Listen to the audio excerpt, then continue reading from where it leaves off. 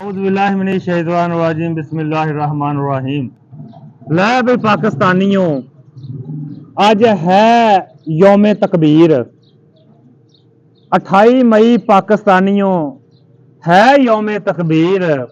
अज दे दिन दा hero doctor Abdul Qadeer. अज दे दिन दा है हीरो और डॉक्टर अब्दुल कदीर। और दफाई सिस्टम पाकिस्तान दा होया सी तहरीर। अज दा वो दिन जदों इंडिया होया दलगीर। अज दा ही वो दिन वा और जदों हिंदुस्तान होया दलगीर। और दुश्मन पाकिस्तान दे वो देंगे हुण चीर। दुश्मन पाकिस्तान दे वो देंगे हुण चीर। ते पाकिस्तान एटमी दुनिया दा बन गया लोको पीर। पर वसे साडा पाकिस्तान वो इहदी रब वधाई शान। वो इत्थे वसदे शेर जवान वो गजदे फिरदे विच मैदान। आ वैरी बहावलपुर सी आया। वैरी बहावलपुर सी आया। ड्रोन त्यारे नाल लिआया ते गाजियां इक्को ही नारा लाया करता मिंटां विच सफाया।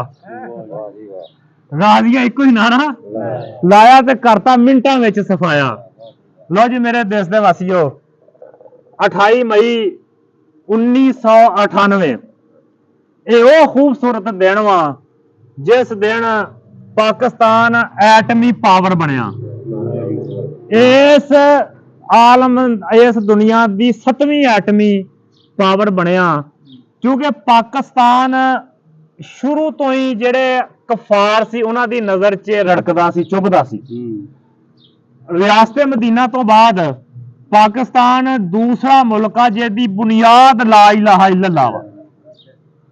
इस कायनात च दो ही मुल्क ऐसे आ जेड़े इस्लाम के नाम से बने। एक तो रियासत मदीना जिसकी बुनियाद अल्लाह के हबीब रखी सी और दूसरा देश सी पाकिस्तान जिसकी बुनियाद हजरत डॉक्टर अल्लामा इकबाल और हजरत कायद आजम रहमतुल्लाह अलैह इन्हों ने रखी सी। और उन्होंने उन्होंने जो मौकफ सी ना, कामयाबी मिली या नहीं मिली एक अलहदा बहस आ, लेकिन उन्होंने मौकफ ये सी कि असी ना तो बुतां नूं पूजदे आ, ना असी अग दे पुजारी आ, ना असी पेशाब पीने आ। ठीक आ, साडा असी एक अल्लाह ते एक रसूल नूं मनदे आ। असी ला इलाहा इल्लल्लाह पढ़न वाले आ। असी ना ते मुशरक आ ना शिरक करदे आ। इस करके साडा ते तुहाडा जिहड़ा हैगा ना वो दीन नहीं रलदा। जदों साडा ते तुहाडा दीन नहीं रलदा तो साडा ते तुहाडा रहन सहन भी नहीं रलदा। इस गल ते जिहड़ा सी ना ये देश की बुनियाद रखी गई ते पाकिस्तान बन गया। तो दौरे हाजिर च जो दौर बदलिया, अल्लाह ज़ात ने कलामे पाक च कहा ना कि तुसीं भी मुखालफां दे मुकाबले च ताकत हासिल करो और अपने आप नूं तैयार रखो। अल्लाह ने खुद अपने हबीब नूं आख्या सी कि अपनी तलवार तैयार रख, किसी वेले भी पड़ाव पै सकदा वा। हाँ, तैयार रहनियां चाहिदियां वा। जिहड़ियां तलवारां किल्ली ते टंगियां रहनियां चाहिदियां हर वेले, किसी टाइम भी ला के दुश्मन नाल मुकाबला हो सकदा वा। तो जनाब इसी गल नूं अगे वधाउंदियां होया जनाब डॉक्टर अब्दुल कदीर रहमतुल्लाह अलैह, जनाब जुल्फकार अली भुट्टो ते उस दौर दे जेड़े होर मुहब्बे वतन सी पाकिस्तानी, उन्होंने जनाब एटमी प्लांट की बुनियाद रखी और उत्ते काम करदियां करदियां करदियां 28 मई 1998 नूं ओहदी कामयाबी मिल गई।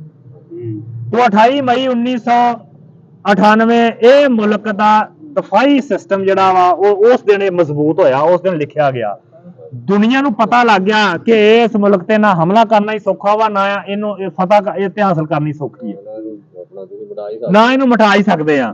ते कहा जिहड़ा 28 मई है अपने वास्ते बड़ा अहमियत दा हामल आ, क्योंकि इस दिन आपां अपने हथियार कायम कीते ते हथियार कायम करना ऐन अल्लाह दे नबी दी सुन्नत ते अल्लाह दा हुक्म आ। हर वेले अपने आप नूं तैयार रखना यह भी अल्लाह दे नबी दी सुन्नत आ और अल्लाह दा हुक्म आ। खास तौर पर कफार के मुकाबले च हर वेले तैयार रहना मुसलमान की शान आ। ते तमाम मुसलमान जी अज के दिन ते याद रखिया जे कि ये जिहड़ा हैगा 28 मई ये आम दिन नहीं हैगा। तो ये मैं 14 अगस्त आम दिन नहीं, ये मैं दूसरा दिन ये आ। तो तमाम पाकिस्तानी कौम नूं अज दी मुनासबत नाल मैं मुबारकबाद पेश करदा। पाकिस्तान जिंदाबाद, डॉक्टर अब्दुल कदीर जिंदाबाद ते पाक आर्मी जिंदाबाद। अस्सलाम वालेकुम जी, अल्लाह हाफ़िज़।